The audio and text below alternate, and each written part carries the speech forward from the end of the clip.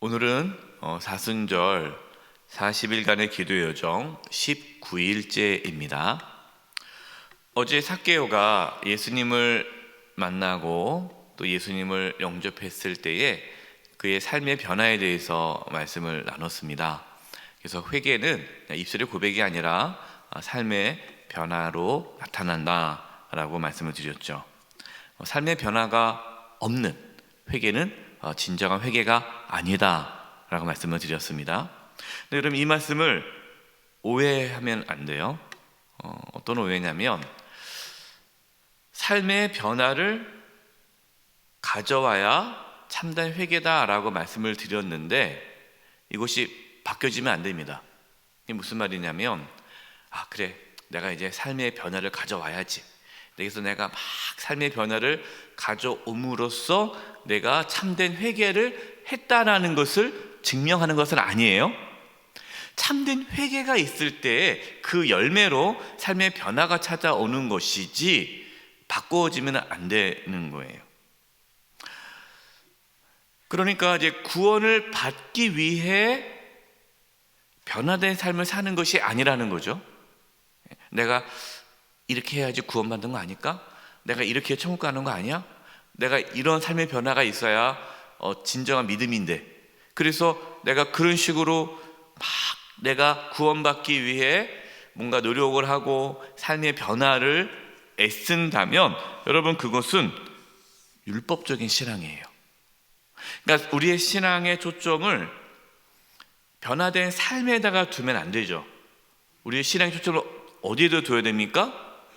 예수 그리스도, 예수님에게 신앙의 초점을 둬야 돼요. 그러니까 예수님을 만나면 변화가 찾아오는 것이지 변화된 삶을 내가 살아감으로써 내가 예수님을 만났다라는 걸 증명할 필요는 없어요. 이게 되면 율법적인 신앙이 되는 것입니다. 삭개오를 예수님께서 만나기 전에 누가 예수님을 찾아왔습니까? 부자 청년이 예수님을 찾아왔어요. 부자 청년은 내가 무엇을 하여야 구원을 받을 수 있을지 예수님께 물어봤어요. 예수님, 내가 죄인입니다. 나를 불쌍히 여겨 주옵소서. 그러면은 그는 구원을 받을 수 있었을 텐데 내가 무엇을 해야 구원을 받을 수 있는가? 내 선한 삶, 내 변화된 삶에 대한 초점을 두었기 때문에 그는 구원을 받지 못했죠. 예수님을 만나지 않은 상태에서 뭔가 변화된 삶을 하려니까 처음에는 좀 하다가 흉내 내다가 나 못해. 그런 분들이 있어요. 교회에서 이제 열심히 신앙생활 합니다. 참 믿음이 좋은 것 같아요. 근데 어느 날 폭발해요. 나도 이제 더 이상 못한다고. 나도 이제 참을 만큼 참았다고. 그러니까 그동안 뭘로 신앙생활 한 거예요? 자신의 의로움으로, 자신의 도덕성으로, 자신의 어떤 인내함으로 참고 견딘 거예요. 그런데 한계가 다다른 거죠. 한계 다다르니까 이제 폭발하는 거예요. 그분은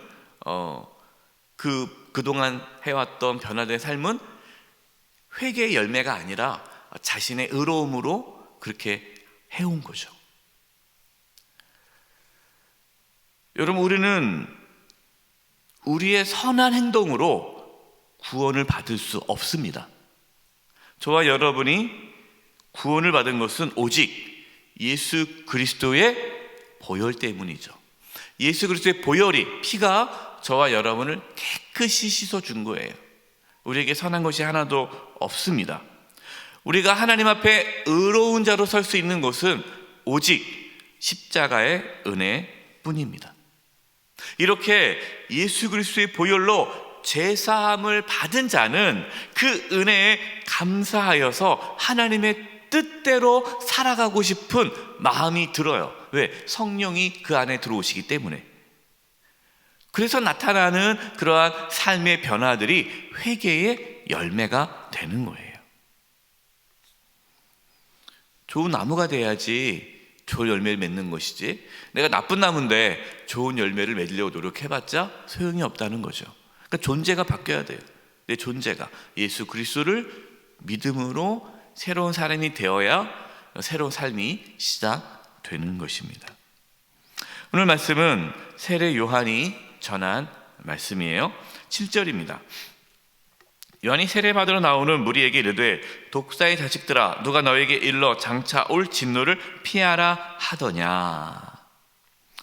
세례 요한이 베푼 세례는 무슨 세례죠?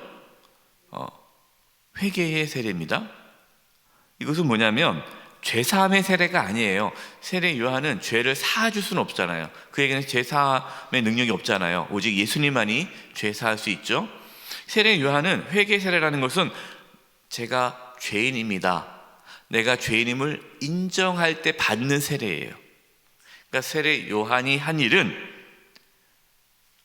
내가 죄인이구나를 깨닫게 해주는 일을 한 거죠. 예수님 믿기 전에 자신이 죄인임을 깨달아야 예수님을 믿을 수가 있습니다. 이것이 참 중요합니다. 죄인만이 예수님 만날 수 있습니다. 나는 괜찮은 사람이지 라고 생각하면 절대로 예수님 만날 수 없어요. 내가 죽을 수밖에 없는 죄인임을 깨달아야 돼요. 그러니까 세례 요한이 한 일이 뭡니까? 죄를 드러내는 거예요. 그동안 죄가 숨겨져 있었죠. 이 정도면 괜찮은 거 아니야? 다 이 정도 살지, 나 정도면 뭐 괜찮은 사람이지 라고 생각했는데 세례 요한이 들어와서 이 독사의 자식들을 하면서 그 죄를 다 드러내는 거예요. 세례 요한이 전한 말씀을 듣고 사람들은 회개했습니다. 내가 죄인이구나.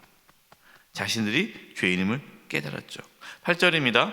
그러므로 회개에 합당한 열매를 맺고 속으로 아브라함이 우리 조상이라 말하지 말라. 내가 너에게 이르노니 하나님이 능히 이 돌들로도 아브라함의 자손이 되게 하시리라. 세례 요한은 회개에 합당한 열매를 맺으라고 이제 책망을 하죠. 그래서 삭개오처럼 진정으로 예수님을 영접하면 이제 회개에 합당한 열매를 맺게 되는 것입니다. 세례 요한은 또 이렇게 얘기해요. 이 유대인들이 우리가 아브라함의 자손이야, 그러한 생각에 우리는 구원받아 라는 착각에 빠지지 말라는 거죠. 여러분, 이 말씀은 우리에게 경각심을 주는 말씀입니다. 교회를 다닌다고 해서, 세례를 받았다고 해서, 교회에서 직분을 받고 교회에서 충성 봉사한다고 해서 구원받았다고 착각하면 안 된다는 거죠. 종교적인 활동이 우리의 구원을 보장해 주지는 않습니다. 예수님을 진정으로 믿어야 구원을 받아요. 교회에 처음 나오신 분들, 마음이 힘들고 지치고 외롭고 그래서 이제 교회를 나오게 됐어요. 교회에서 막 환영해 줍니다. 따뜻하게 맞이해 줘요. 그러니까 사람들이 너무 좋아요. 같이 얘기도 나누고 기도도 받고 위로받는 것 같고 참 좋은 것 같아요. 하나님 날 도와줄 것 같기도 하고. 근데 교회를 또 열심히 다닙니다. 또 재미가 있어요. 같이 또래들도 만나서 활동도 하고 어디 놀러 가기도 하고 밥도 먹으면서. 그러다가 집사 직분을 받으라는 거예요. 교회에서 이제 됐으니까. 저는 믿음도 없어요. 괜찮다고 다 받는 거라고. 받아요. 집사 직분 받으니까 뭔가 내가 이제 교회에 소속된 것 같아요. 또 열심히 합니다. 뭐 여전도회 활동, 남성교회 활동합니다. 식당 봉사도 하고 또 남성교회 어떤 모임도 하고 참석합니다. 그러니까 얘기하죠. 이제 나이가 됐으니 권사해야지. 다 친구도 권사인데, 또래 권사인데 혼자만 권사 안 되면 어떡해. 내가 뭐 참 믿음도 없는데 다 하는 거야. 이제 안수집사 해야지. 이제 권사 안수집사 되는 거지. 또 더 많은 일을 해요. 그러다가 또 열심히 하면 또 장로가 되죠. 근데 그러한 과정 속에서 교회 열심히 다니는데 예수님을 인격적으로 만나지 않을 수도 있어요. 목회자도 마찬가지입니다. 목회자 중에도요, 예수님 인격적으로 만나지 않고 목회하시는 분들이 있어요. 열심히 하니까 신학교 가라고 해서 그래 뭐 신학교 가볼까? 신학교 가서도 하니까 뭐 인정받는 것 같고, 다 또 전도사님 하니까 또 여기까지 왔으니 목사 안수 받아야지. 목사 안수 받고 회사 일처럼 일하는 거예요. 자신의 힘으로 목회하는 거예요. 예수님을 정말 내가 죄인이고 그 복음 앞에 꼬꾸라지고 그 십자가의 은혜 앞에 굴복하고 예수님을 주님으로 영접하지 않고 그거 없이 그냥 하나의 그냥 교회 생활로, 종교 생활로 그러한 과정을 겪어갈 수 있다라는 거예요. 근데 그런 분들의 특징이 뭡니까? 쭉 하다가 어느 기분 나쁘면은 이제 안 하게 되는 거고, 자기 고집대로 하는 거고, 자기 생각대로 하는 거고, 자기 마음대로 다 돼야 되는 거고, 자기 뜻대로 되지 않으면은 견딜 수가 없고, 그래서 교회 안에 많은 갈등과 어려움을 시키는 거예요. 그런 목사가 되면은 이제 그 교회를 사유화하고 자기 것을 만들고, 예수 그리스도를 예수님이 주인이 아니라 자기가 주인으로서 이제 주인 행세를 하는 거예요.